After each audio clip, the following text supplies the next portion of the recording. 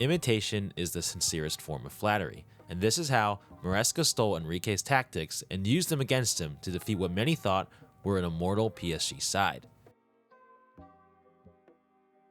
Many teams have come up against this PSG side, and many have tried different tactical approaches, but nearly all of them have failed. So for Chelsea and Maresca, they had to solve the specific problems PSG presents. Most teams have struggled to decide how to approach PSG's in-possession system. An all-out high press can get you burned by PSG's pace and quick combinations with players like Doué, Kvaratskhelia, Hakimi, and Dembele.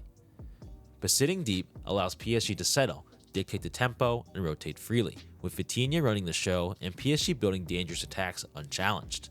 So Maresca chose a combination of both.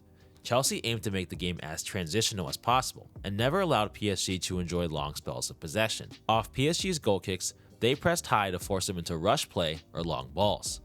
When defending deeper, Chelsea dropped into a 5-4-1 block, but it wasn't passive. Palmer, Enzo, and João Pedro aggressively pressed PSG's back three to disrupt the rhythm and force early passes. Their central positioning also funneled PSG wide, where Chelsea's outside wings and the back line could match up 1v1 in their 5-4-1 shape.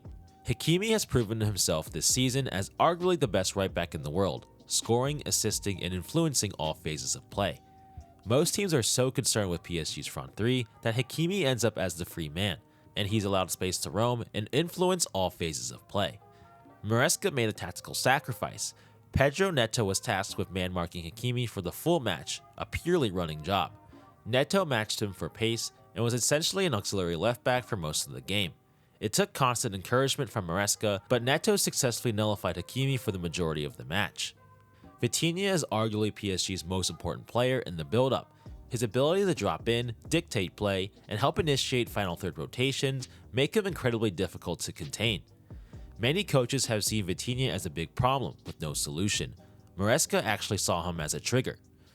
Instead of trying to outplay PSG's midfield, Maresca aimed to overpower it, with Caicedo, Enzo, and Reece James bringing aggression and physicality.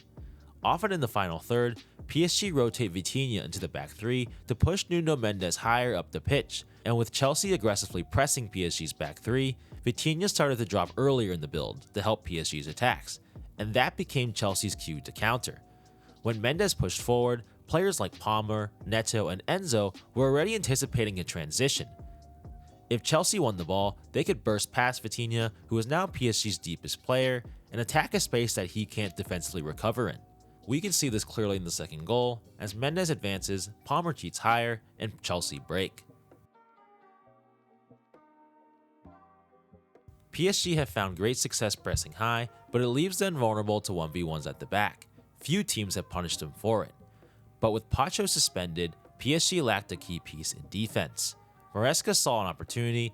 He pushed Malo Gusto high up the pitch to pin Mendes, and with Sanchez's excellent distribution, Chelsea were prepared to go long.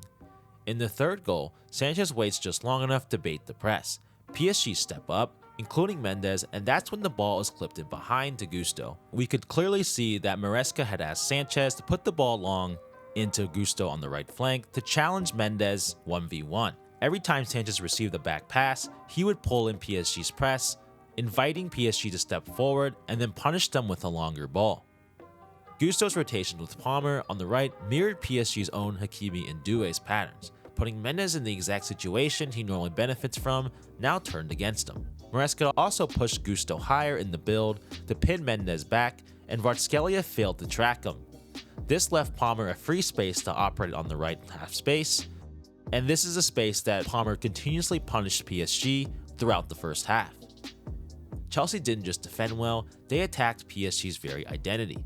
Maresca took key pieces of PSG's blueprint, the fluid wing rotations, the overloads, the aggressive press, and flipped them.